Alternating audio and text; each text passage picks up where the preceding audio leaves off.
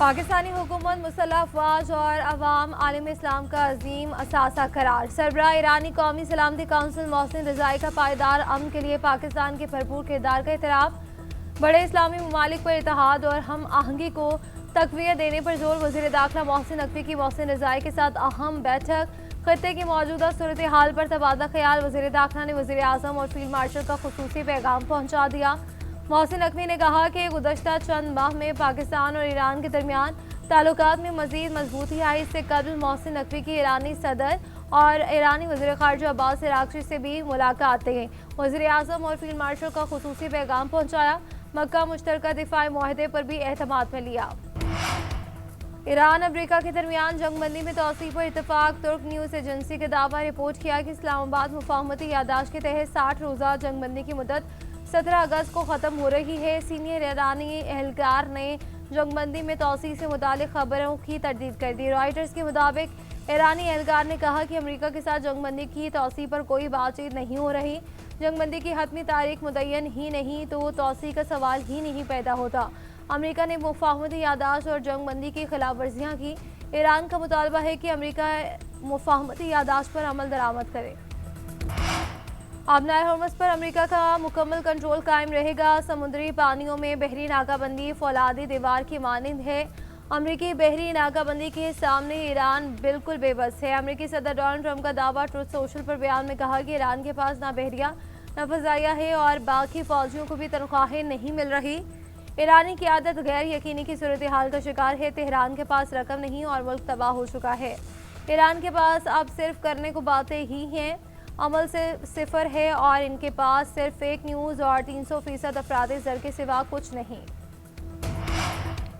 दुश्मन का मकसद मुल्क में बदअमनी और इंतशार पैदा करना। ईरानी सदर का अमरीकी सदर ट्रंप को जवाब। सोशल मीडिया बयान में कहा कि मौजूदा जंग माजी की जंगों से कहीं ज़्यादा पेचीदा। ईरान को अंदरूनी तौर पर मुस्तहकम रहकर दुश्मन की साजिशों को नाकाम बनाना होगा। ईरानी सदर का जापान के वज़ीर आज़म का टेलीफोनिक राब्ता। आबना हर्मस पर ईरान और ओमान के दरमियान मुज़ाकरात का खैर मकदम। जापानी वज़ीर आज़म की ईरान से बाबुल मंदब में हौसियों की कार्रवाइयाँ रुकवाने में किरदार अदा करने की दरख्वास्त। कहा कि जापान जंग के खात्मे के लिए सिफारती कोशिशों की हिमायत करता है। ईरानी सदर बोले कि ईरान ने खित्ते में कभी भी अदम इस्तेहकाम की कोशिश नहीं की। अमेरिका और इसराइल की जारियत ने इलाकाई अमन को नुकसान पहुँचाया। पाकिस्तान ने सऊदी अरब और तुर्की के साथ दिफाई मुआहदे में तौसीक़ का इशारा दे दिया। दफ्तर ख़ारजा के तर्जुमान ताहिर अंदराबी कहते हैं कि मक्का मुश्तरका दिफाई मुआहदा अमन और सलामती के हवाले से 3 ममालिक तक महदूद नहीं। मुआहदे के मुताबिक खत्ते और इससे बाहर इज्तिमाई सलामती को यकीनी बनाने के लिए कोशिशें जारी रखी जाएंगी। मुआहदा बड़ा वाज़ेह है, एक मुल्क पर हमला सब पर हमला तस्वुर किया जाएगा। मज़ीद कहा कि बाबुल मंदब में तिजारती जहाज़ पर हौसियों का हमला अफसोसनाक है। हमले से बहेरा अहमर में तिजारती जहाज़ लाने के लिए खतरात में इजाफा हुआ। हुकूमत पाकिस्तान सूरत हाल पर नजर रखे हुए है। तुर्क सदर रजब तैयब एर्दोगान मक्का दिफाई मुआहदे में मज़ीद ममालिक की शमूलियत के ख़्वाहां। मुश्तरका दिफाई मुआहदे को अमन मुआहदा करार दे दिया। बोले कि दिफाई मुआहदा किसी मुल्क के खिलाफ नहीं। मुआहदे का मकसद खत्ते में अमन इस्तेहकाम को फ़रोग देना है। मक्का मुश्तरका दिफाई मुआहदा तमाम बरादर ममालिक के लिए खुला है। तुर्क सदर और फ़लस्तीनी सदर महमूद अब्बास की मुलाकात। तुर्क सदर का कहना था कि कौन जंग चाहता है और कौन अमन का ख्वाह है, सब वाज़ेह हो गया। इसराइल बदस्तूर हरदर्मी और जारहाना पॉलिसी पर कायम है। फ़लस्तीनियों का रवैया तामीरी और मस्बत है। गज़ा के अवाम ने साबित कर दिया कि वो अमन चाहते हैं। 7 लाख लैपटॉप्स पाकिस्तान भर के काबिल तरीन बच्चों और बच्चियों को तकसीम किए सिर्फ मेरिट के ऊपर। मुझे ताना दिया जाता था कि जनाब ये लैपटॉप बच्चों को रिश्वत के तौर पर दे रहा है। मैं लैपटॉप को मिशन जानता हूँ और मैं इसको आगे बढ़ाऊंगा और आगे बढ़ाऊंगा। फिर पाकिस्तान के अंदर कराची से लेकर पेशावर तक तालीम के लिए हर बच्चे और बच्ची को मज़हबी तालीम का मौका मुहैया नहीं होगा तो वो कायदे आज़म का पाकिस्तान नहीं, वो कोई और पाकिस्तान है। मेरिट पर 7 लाख से ज़ायद बच्चों को लैपटॉप दिए। माजी में नौजवानों को लैपटॉप दिए तो ताना दिया गया ये रिश्वत दी जा रही है। लोगों के लिए लैपटॉप सिर्फ मशीन होगी, हमारे लिए लैपटॉप मिशन है। वज़ीर आज़म शहबाज शरीफ का नौजवानों में 2.5 लाख क्रोम बॉक्स तकसीम करने और पहली नेशनल यूथ एम्प्लॉयमेंट पॉलिसी का बाज़ाब्ता ऐलान। नौजवानों के आलमी दिन पर इस्लामाबाद में तकरीब से खिताब करते हुए खबरदार किया कि नौजवानों को जदीद तालीम के सफ़र में शामिल ना किया तो पीछे रह जाएंगे। नौजवानों को तालीम की यकसा मौक़ों की फराहमी के बगैर तरक्की मुमकिन नहीं। वज़ीर-ए-आज़म ने दानिश स्कूलों का दायराकार पूरे मुल्क तक फैलाने और अगले साल तक इस्लामाबाद में दानिश यूनिवर्सिटी बनाने का भी ऐलान कर दिया। बोले कि IT और AI की तालीम के लिए सरकारी खर्च पर नौजवानों को चीन भेजेंगे। वज़ीर-ए-आज़म ने मुख्तलिफ शोबों में नुमाया कारकर्दगी का मुजाहरा करने वाले नौजवानों को अवार्ड्स भी दिए। कराची के नौजवान ताजिर मीर रजा कत्ल केस की तहकीकात में पेशरफ्त। मीर रजा के जिस्मानी अज़ा और शर्ट के सैंपल्स के तजिए में बेहोशी की दवा और तेजाब मिलने की तस्दीक। पोस्टमार्टम करने वाले medical legal officer doctor Usama ने रिपोर्ट में खुदकुशी के इम्कान को खारिज कर दिया। कपड़ों और अज़ा की तजियाती रिपोर्ट भी जारी। रिपोर्ट के मुताबिक शर्ट के सुराखों पर गोली की बाकियात, बेरियम और सीसा लगा हुआ था। शर्ट के पिछले हिस्से पर 6 मिलीमीटर और अगले हिस्से पर 35 मिलीमीटर का सुराख है। दोनों सुराखों से फायरिंग के शवाहिद मिले। मीर रजा का पहला पोस्टमार्टम करने वाले डॉक्टर उसामा को ओहदे से हटा दिया गया। दूसरी जानिब पुलिस ने तमाम डिजिटल शवाहिद NCCI को हवाले कर दिए। NCCI मीर रजा के मोबाइल फ़ोन और डिजिटल वॉच का फॉरेंसिक करेगा। डाटा तफ्तीश से अहम शवाहिद सामने आने का इम्कान है। हमारी तरफ से कोई किसी पे, पहली टीम पे भी दबाव नहीं था, दूसरी टीम पे भी नहीं था। हाँ, हमसे लैप्सेस हुए पुलिस से बहैसियत मौजूद, जिस पे बाद में हमने एक्शन भी किया।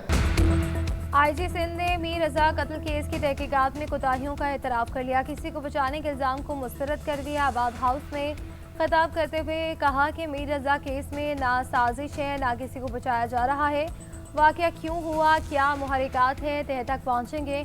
इससे कबल सिंध बार काउंसिल में मीडिया से गुफ्तगू करते हुए IG सिंध ने कहा कि मेडिकल लीगल अफसरान समेत सबने गलतियाँ की, लेकिन पुलिस ने गलतियों का तदारुक करते हुए नई तहकीकाती कमेटी तश्कील दी।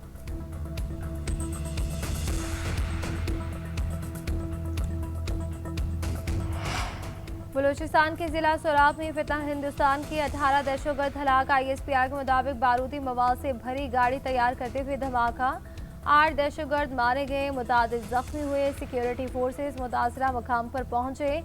क्लियरेंस ऑपरेशन में मज़ीद 10 दहशतगर्दों को अंजाम तक पहुंचा दिया। धमाके के मकाम के करीब मौजूद 3 शहरी शहीद हुए। दहशतगर्दों से फायरिंग के तबादले में पाक फौज के 2 जवान जख्मी।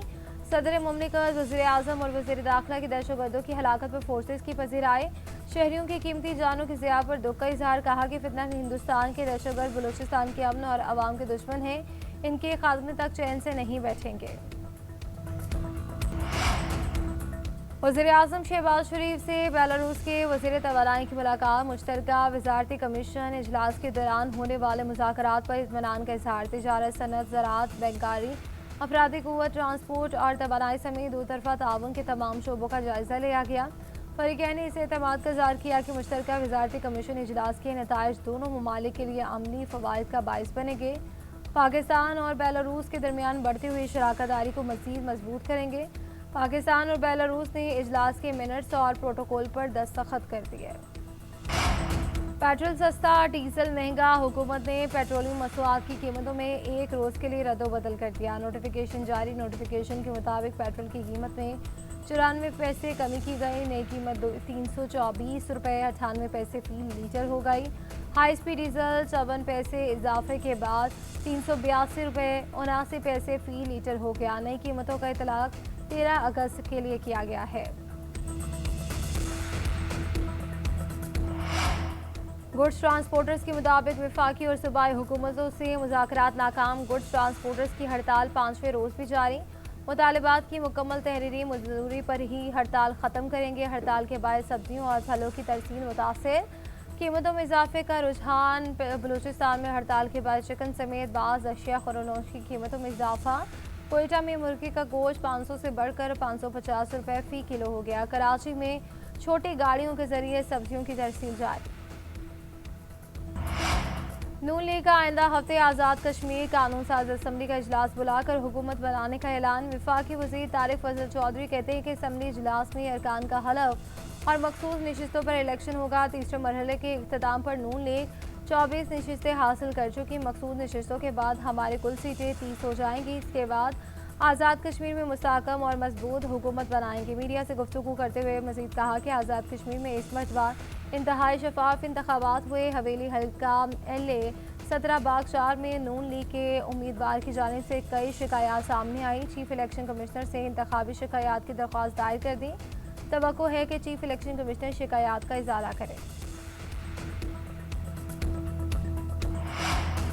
चेयरमैन तहरीक इंसाफ बैरिस्टर गौहर ने बानी पीटीआई से मुलाकात की खबरों की तरदीद कर दी। कहा कि अक्टूबर 2025 के बाद से बानी से मुलाकात नहीं हो रही।